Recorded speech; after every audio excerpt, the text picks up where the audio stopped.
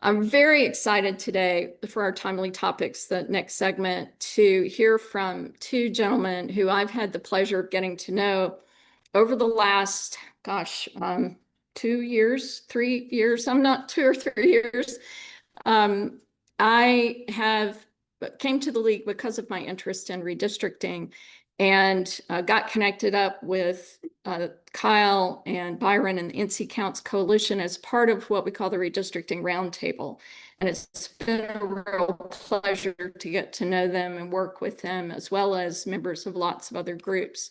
Kyle, let me tell you a little bit about Kyle. He's the Director of Civic Education at NC Counts Coalition. His work centers on building community power, and he leads educational and advocacy efforts around redistricting and the census. He also leads the organization's efforts in systemic solutions, which currently include advocacy around an independent redistricting commission in North Carolina and ranked choice voting reform in local areas. Kyle received his undergraduate degree from Fisk University, an MA degree from the University of Chicago, and completed his law degree from NC Central. And he's currently teaching law part-time. Kyle believes in the transformative nature of justice and education in our democracy and enjoys advocating by using his privilege to empower others. He currently lives in Durham and with his wife, Laura, and his brilliant daughters. And he is a lover of books, jazz, hip hop, and social justice. Byron is the Assistant Director of Civic Education at NC Counts Coalition. Byron has an educational background in social work and earning his degree from North Carolina A&T State University in 2011. Less than a month after graduating, Byron entered the Advanced Standing Program at NC State University, where he received his Master of Social Work degree in 2012. As a proud Raleigh native, Byron has a passion for helping others regardless of their circumstances. Prior to joining NC Counts, Byron spent several years working in youth development with the Boys and Girls Clubs in Eastern North Carolina, as well as here in Raleigh. So thank you so much. Let's welcome Kyle and Byron.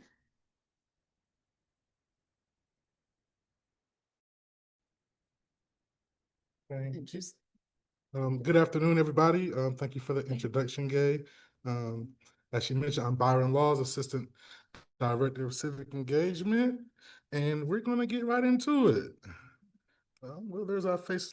So these are just our group agreements that we have at NC Counts. If any of you all have been on calls with us at any point in time, it's just something that we do to kind of level set the space so that all feel welcome to participate. So speak up and hold back. If you haven't said anything or engaged in the conversation, we encourage you to do so. If you find yourself feeling like you're kind of overtaking the conversation, it's okay to step back and let somebody else speak up as well. We embrace the paradox. We all have different lived experiences.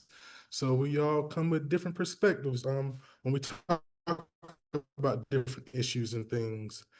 Try to speak from the I, so speak for yourself and the community that you may be a part of. And then finally, as Gaye mentioned, you all are aware we're C3. You all are nonpartisan, so that piece should be a little easy to cover. So this is who we are. We're NC Counts Coalition. We do multi-issue organizing.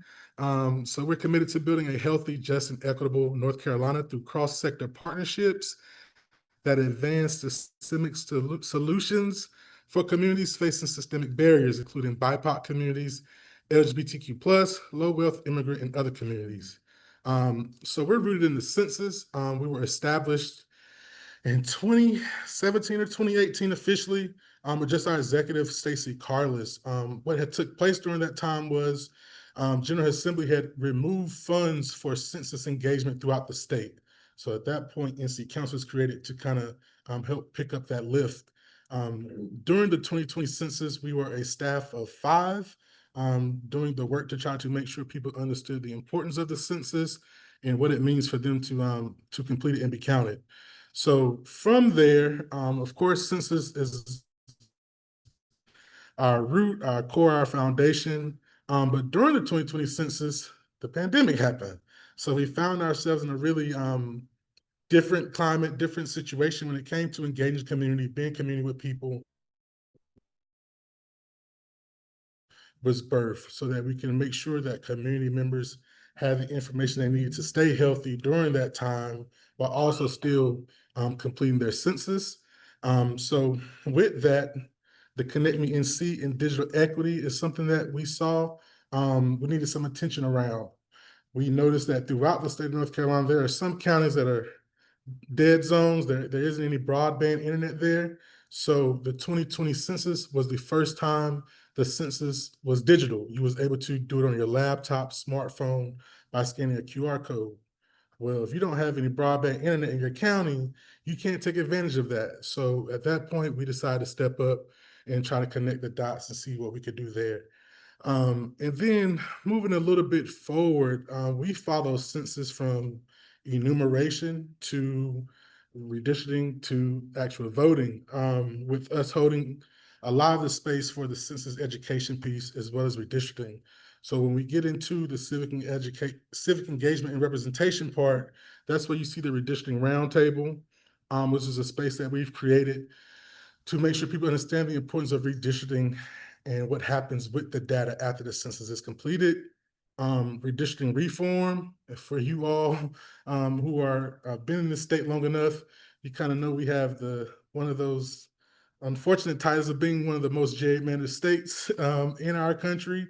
And we've just recently seen that kind of take a step further in that direction with some maps that were just passed about 2 weeks ago, which Kyle will get into. And then as a part of our reform work, proportional representation.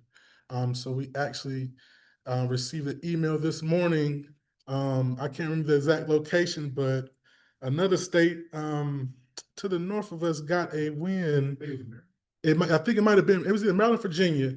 There's a municipality there that was able to get a ranked choice voting put on the ballot and for the first time. So it is a alternative, form, election format that we're doing some education around, and then it's really picking up some momentum throughout the state. So you will hear that as well.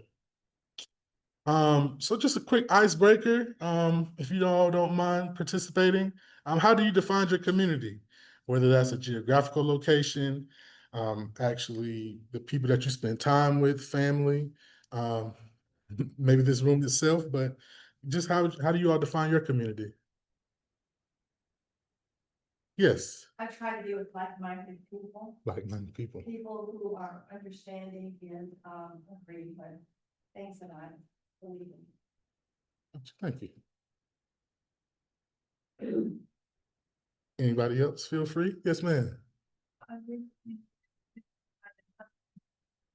Very much a community. First time I think I've ever lived where I felt like it was really a community that came together to, do some really interesting things, and also, have some groups that you can be with like-minded people.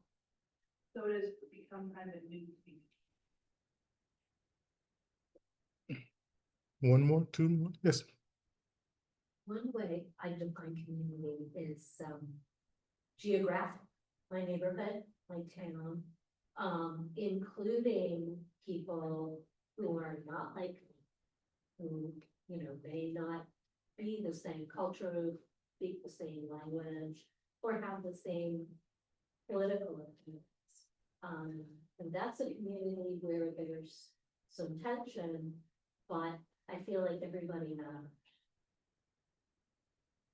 You say that. Anybody else? Anybody else? And that's okay. I appreciate you all answering. As we just get into our presentation, the work we do, we just try to make sure that we keep community at the center to a degree in regards to, what do we think communities need? How do we connect those dots and bridge those gaps from what exactly is happening and what we need to happen for our communities to be self-sufficient. So as you can see on this slide, this is how we navigate the census. It NC counts, and truthfully, it's just how we break down the different parts of the conversation. So we start with the data, which is actually the enumeration process, the actual numbers, when that takes, the enumeration that takes place. National Census Day is April 1st. Next census is 2030. And then we follow just the progression of what happens after all the data is collected. So once the data is collected, those reports get then sent off to the president's office. And then the next step is states are then tasked to draw new districts. And that's where things can sometimes get tricky depending on the state you're in. So there are some states that have independent redistricting commissions. There's some that do not. In our state, our maps are drawn by the General Assembly. Also in our state, we are one of 2 states where the governor does not have veto power. So even in the case where we have maps where we may not agree with, it's tough for us to push back. And one of the only forms we have to do that is through legal litigation. We actually have cases going on right now for the old maps. And then they just passed those new maps. So just to kind of give you all just some perspective of what that looks like here in our state. And then you get into the decisions. So actually who's making those decisions? Who are you able to vote for? How you're knowing and understanding the different levels of government. So, you know, what does your city council handle compared to what does your county commissioner handle, county commissioners handle, as well as school boards. So just, you know, where do I go to get more information when it comes to who's making the decisions that impact me? And then the dollars, you know, how are the people making those decisions spending our taxes, and where are those things going? Do I agree with how our tax dollars are being spent and what that looks like? So that's just how we try to navigate the conversation around the census, so that we're just, unless they're just spitting and talking at people 100 miles a minute. So this, as we talk about data, this is the data for Wake County and Raleigh comparing the 2010 census to the 2020 census. So as you can see in Wake County, we are growing, constantly growing. We did reach that million population mark. So there are over 1 million residents in Wake County now. And then as you can see to the right, Raleigh is almost at 500,000, and we do, the census does produce population estimates outside of just the 2020 census data. So these numbers have actually been updated since the 2020 census, but they do them in different ways. So while we will have the updated data for how Raleigh as a city, the population has grown, we might not have that same racial data for the breakdown that is shown below. So we wanted to just keep a baseline of 2010 and 2020. However, those numbers have changed. Raleigh is well over 500,000 people at this point. So just wanted to kind of let you all know that, but still inform you why we're using that baseline of 2020, just so we can have this full conversation as we see where people are relocating and those population increases. So it's broken down. Unfortunately, we have had and we were able to access this data. However, when the government shuts down, census data is not available to be pulled. So luckily we was ahead of that. But as you can see, there was an increase in white alone and black alone, as well as American Indian, Asian, and Hispanics. And I think right now, I want to say Raleigh, Wake County is like top 5 fastest growing counties in the country. So for you all who have been here a long time, you've seen just how things have changed. You've seen the growth. And that's just what the numbers are saying, the same thing. And then these are those numbers just in a different format. Exact same thing. Just for those who might like to look at data in a different way, might be easier for them to follow. And then we get into some voter data. So we have the breakdown by party and what that looks like in 2020. So that, 291,000 Democrats, Republicans, 188,000, unaffiliated, 307. And what we are seeing now in our state most recently is, while those maps are at a 13-1, North Carolina is truly a purple state with about a third, Democrat, Republican, and then independent, unaffiliated. What we're also noticing is that unaffiliated group is growing more. So there are people leaving from the Republican Party, there are people leaving from the Democratic Party, and are deciding to go unaffiliated. And that's also just what the numbers show as well in regards to those changes in the voter data. So, and then we will move into our next part, which is determining the district. So we cover the data. Now Kyle is going to get into the weeds of some of the things that take place during the redistricting process. So yeah, hopefully I was able to help you out with some good information. And if you have any questions, you can save them for the end. We're not going anywhere, but I'll pass it over to Kyle. Not going anywhere until you all keep us out. Thank you, Byron. And again, thank you, Gaye, and thank you all for having us. So the story, right? So Byron's telling this story. We started with the community because it's really important. We feel we center on community and our work centers on community. And we think it's really important to talk about community first because that's how the districts in an ideal world should be drawn, right? We're talking about keeping that community together. And so could you imagine, you just moved into your new subdivision. It's probably wonderful. I'm going to probably get the information so I can tell my mother in Chicago where it is. But if there was a line split straight down so that the city council, right, you have your community together. And so you all are electing 2 or 3 city council members. No one's coming together to vote for the person they want, right? And so these districts, they tell a story. The community tells a story, and then it all is anchored in the numbers. And that's what's really important. So I'll walk you all through a bit on redistricting. I know I've got the definition up here. You all already know what redistricting is, right? Does anyone want to share sort of the principle of redistricting? That's right behind me. So you can just read it if you all don't know. What's the basic tenet to why we redistrict? Do you all know? Representation. That's right. That's right. And so the idea here, right, and this is long in our democracy, you have a census, right? Census goes back to biblical times. There was a census when Jesus was born, right? And we're different census now, of course.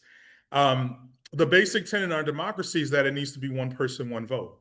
And so you have a district in 2010 where there's 5,000 people in District A and 5,000 people in District B. In 2020, Apple came into one district, the plant closed in another district. You have 20,000 over here, you have 300 over here. It's not equal, right? And so you need to equalize it. That's the basic premise to it. And it can, it sound very vanilla, if you will, right? Very straightforward. That's the idea. In our education or advocacy, though, we want to tell people that it's about their community and it's about keeping their community whole. And so what ends up happening, unfortunately, is that politicians want to pick their voters and they weaponize redistricting and turn it into gerrymandering. And so that's what we've been seeing in North Carolina for a very long time. Gerrymandering is very old, right? And there was a time in North Carolina when they didn't have to gerrymander before the Voting Rights Act, and people, stood up and mobilized and organized and did the sit-ins, right? But you saw gerrymandering in the North throughout. So gerrymandering is an issue. And so the 2 forms of gerrymandering I'm just going to highlight here, and then I'm going to show you our maps, and you'll see the gerrymander for yourselves.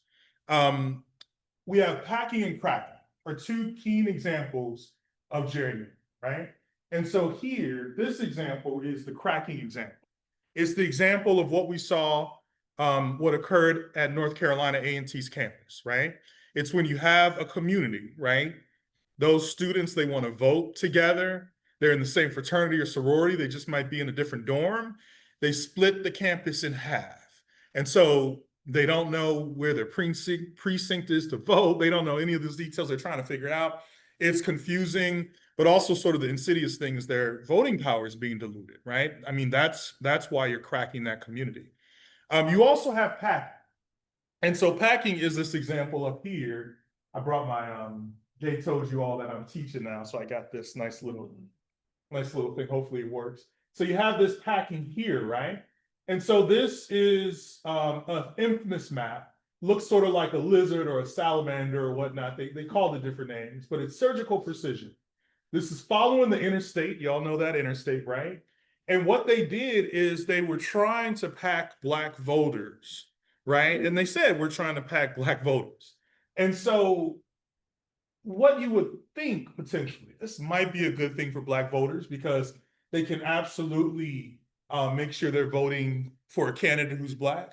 But what in fact is happening, right? And sort of the issue here is that is not one solid community. The issues in Charlotte are not the same issues when you go through those farms, those rural communities, as in the same issues on this one part of the interstate. And then you get almost through to Triad, right? Those are all different issues. Those communities should be kept together. The other thing that we often hear from people in community about these maps was that also the incumbent didn't have to campaign hard, right? It was her district, it was their district. And so it created sort of this situation where it's really hard to find a person who can do all of that work and people aren't getting out to vote. It's impacting voter turnout and all of that. And so there's some inherent issues with gerrymandering that gets away from that ideal. And then I'm gonna turn to what we just saw, all right? In North Carolina and what's going on in North Carolina right now. So we have extremely partisan gerrymandered maps, right? And my colleague Byron and my other colleague Aja were able to do this presentation and they didn't say the name of a political party one time, and I am not as good as them. So, you know, it's still C3 nonpartisan, but these are still just facts. This is what's going on. And so I have to take you through this continuum just to make sure we're all on the same page. So there's 3 maps up here. This first map is the 2022 congressional map. That's the map that was drawn after litigation, during litigation, in fact, by special masters who were picked by the court, right? They drew maps that were 7 Republican and 7 Democrat districts for the congressional maps, right? And so now a part of this is all of our maps are gerrymandered. I'm just looking at congressional maps because it's really easy to see here, but all the maps are gerrymandered. Also just noting what Byron just shared, right? We know what our community in North Carolina looks like. We also know what that community here looks like, right? And throughout the state of North Carolina, we are a purple state. There's a lot of unaffiliated people who are dropping their party, but they're unaffiliated. It's a third though, and it's the highest third, if you will, 35, 36%. There's roughly around a third Republican, there's roughly around a third Democrat. So when you draw these maps, ideally you would have a map that would keep communities together, right? But also you would see sort of the outcome reflective of what we see in the state, right? That's what the ideal is. And that's what happened here. There was one case, Harper v. Hall. And in the first iteration of Harper v. Hall, the Supreme Court of North Carolina ruled that partisan gerrymandering is illegal. It's against the North Carolina law. It's against the Constitution. The composition of the court switched. And after the composition of the court switched and there was a Supreme Court race, someone lost by about 400, 300 votes, right? The legislature said, okay, now look at that same case again. Y'all already heard I'm a law school professor, so that just irks me because the decision is the decision and then move on. But that's not what they did. The court agreed to look back at that case. Wasn't even a new hearing. There was no evidence, just a new ruling. And nonpartisan gerrymandering, the issue is a non-justiciable issue in North Carolina. So we have partisan gerrymandering. So what then happened is that the legislature hopped on that and they created these maps, right? They gerrymandered. And so these maps are the fairest we've seen. And I'm in calls with Gaye and our friends at Democracy North Carolina and Common Cause, and they're like, these are the best maps, but we're saying that because all the other maps have been so bad. These actually aren't great maps. They could be much better, but it's the best we've seen in a long time. The 2024 congressional maps were atrocious, right? And I know the party portion is here, but the things that I want to highlight on that map is, for example, the triad is split into 4 congressional districts, right? And so on the floor, a legislator says the triad should be excited about having 4 congressional members to Congress. But in fact, what that means is their vote is diluted. And in fact, that community has said time and time again, we have a similar economic interest. We want to be held together, right? And so that's not fair. We have the Sandhills here, right? Lumbee community, if you look at the census data, the Lumbee community is split, and then it's split right there in Cumberland County going straight through Fayetteville, right? So that is split. And so splits throughout. And then of course we have the Black Belt, which is this historical district in the Northeast. They've elected a candidate of choice based off of this district being created through the Voting Rights Act, right? They've elected a candidate of choice for the last 30 years. It became from here to here, it was leaning blue, where it was decidedly blue. And so then that gets us to 2026, when they've changed the maps even more. And so the legislature said that they were doing it in response to what California was doing, right? I don't think it started with California, but you all can correct me on that. And they said out loud, we're doing this to get an additional Republican congressional seat. We're doing this because the president has told us we need to do that. That's not democracy, right? That's not what the people want. They're doing it for partisan advantage. And to get that additional seat, they sort of froze. There's a statistical term that I don't know, I don't remember, but bottom line is that they froze all of the other districts that were already bad. They went to Congressional District 1. They pulled 8% of the Black voting age population out of, this is the impact. I don't know if they had the data in front of them. They say they didn't. The impact was 8% of the voting age Black population in Congressional District 1 was moved to Congressional District 3, right? And this now is leaning red. And so maps were already bad. Maps were kind of okay. And then they went to bad to worse, right? And so that's where we are now. And so, yes, please stop me. What Texas did, how did they get to where they could do it outside of the census timeline? That's a great question. So, and my lawyer hat is never on when I'm in these spaces. So forgive me, I'm going to flub it a little bit. So the North Carolina, there are protections. You're right. The redistricting process is supposed to happen only after the census.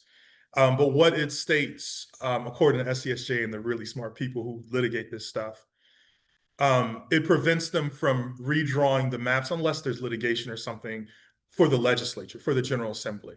There's no prohibition for congressional maps. So they were able to do this because there's not a prohibition on redrawing the congressional maps. And the authority is with them to redistrict. So, and as Byron mentioned, it's the legislature with no governor veto. So yeah. Yes, ma'am.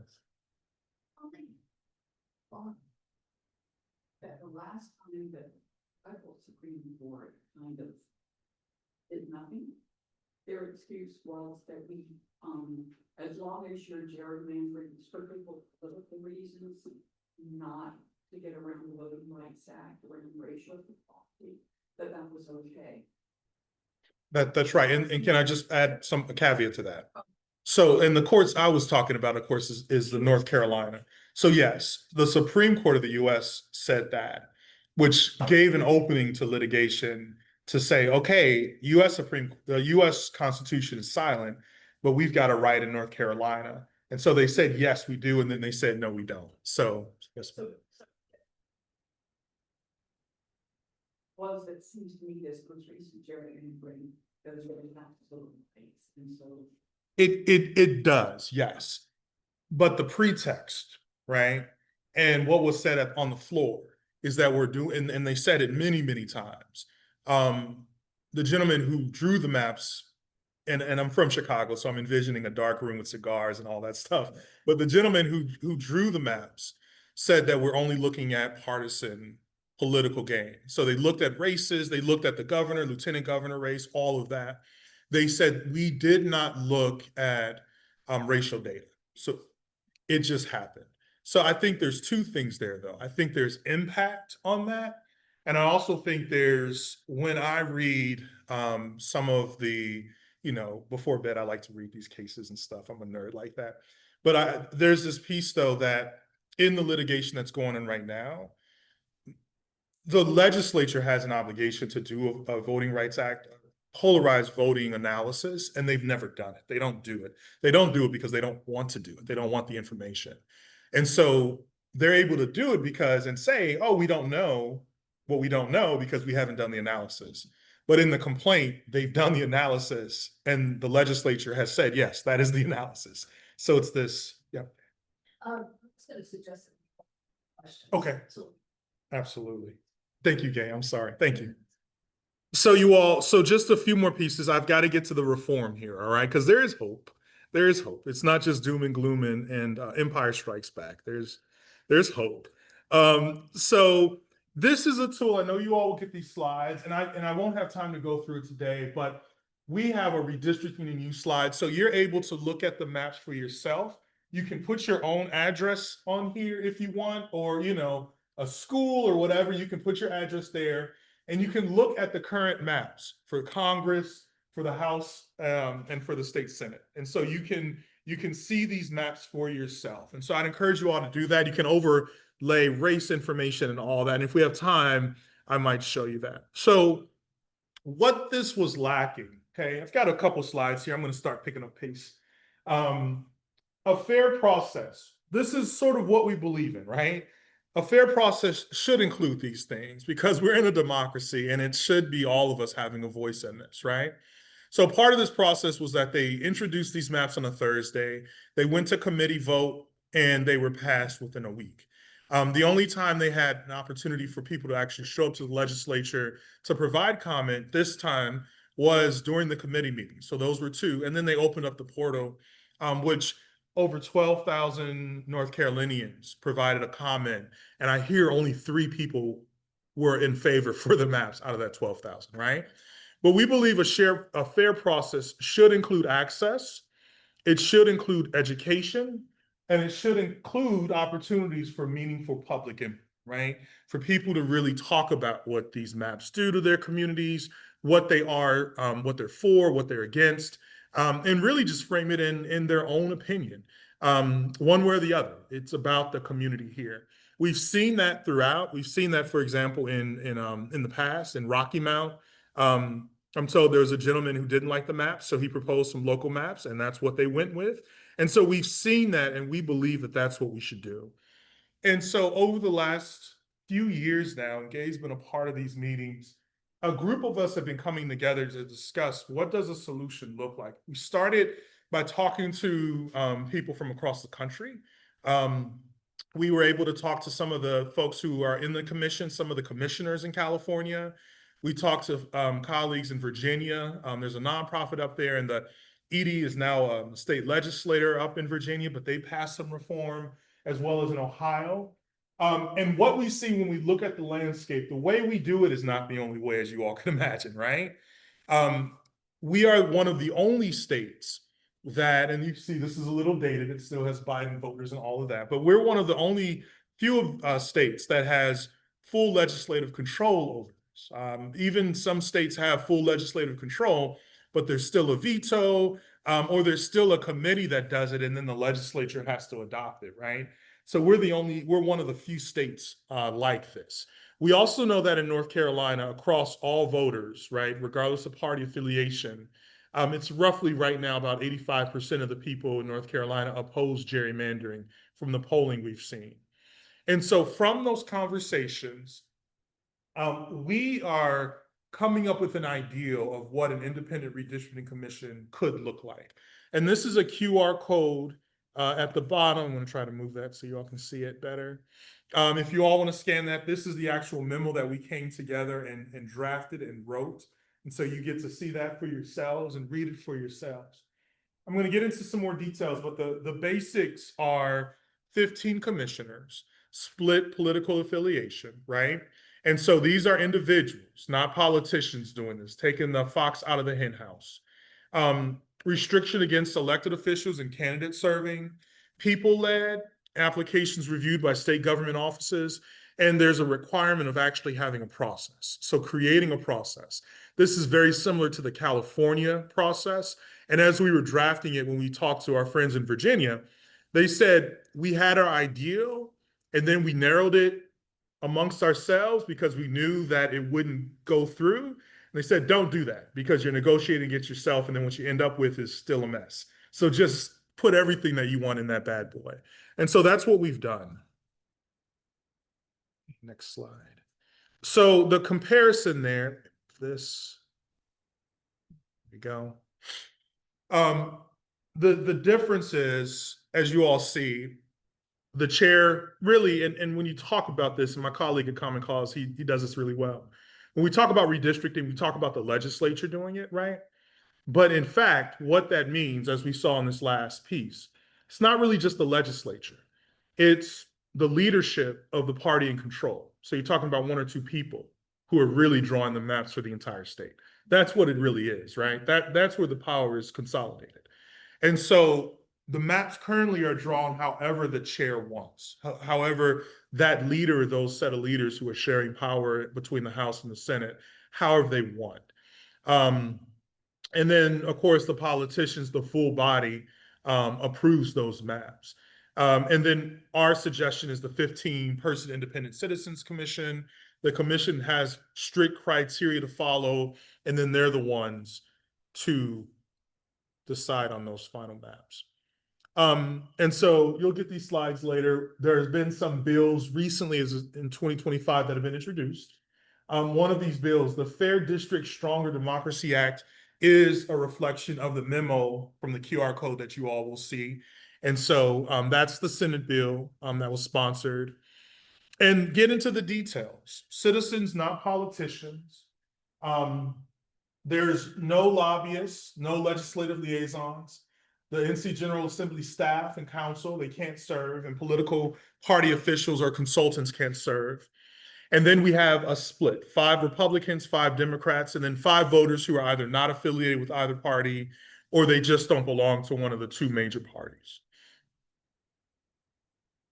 For the redistricting criteria, we ask that no partisan or racial data be considered for gerrymandering to the extent that that's how they draw the maps. But they need to check themselves, right? So we want them to use racial data to just make sure they haven't cracked or packed any communities. But as they're pushing that through, we want to make sure that's not a part of they're not racially gerrymandering the state.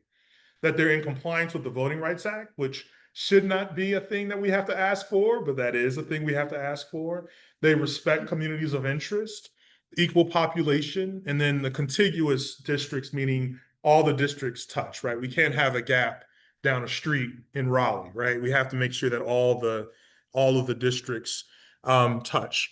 And the last thing that one of the things I'm excited about as well is just a written evaluation. So not just them doing this, but looking at the comments and then providing a report at the end of this and telling the people, this is how we considered your comments, or we couldn't consider your comment because that one comment was one lone comment and there were 500 others that were opposite of that. So this is how we're using this data.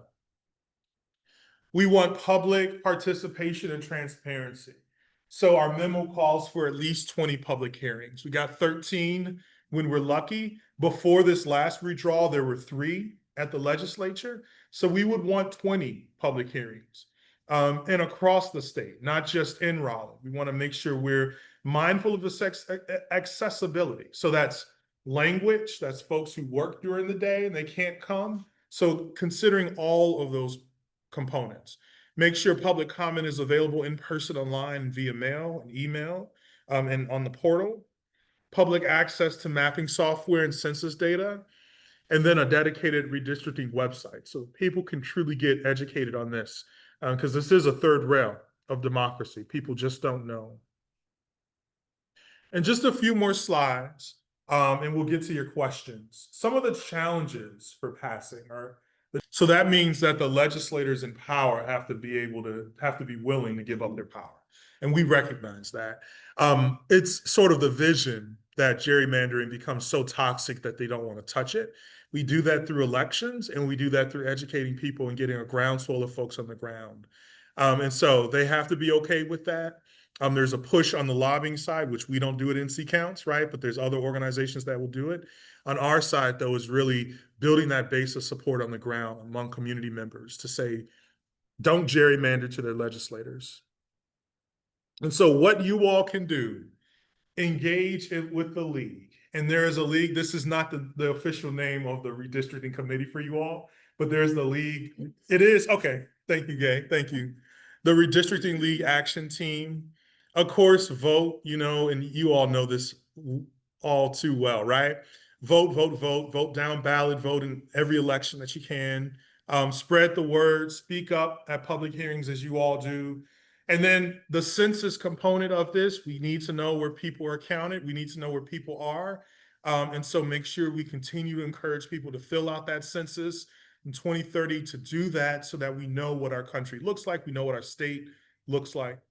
We encourage you all to support reform, engage locally, and then connect with us. My colleague Tyler, he's we don't really have, it's not a co-chair, but I would feel he's the other lead on this work over at Common Cause, and I lead it in NC Counts as well as Gaye from the league. Reach out to us if you have questions, if you want to get engaged, as we try to spread this word on reform. And so that's it. That's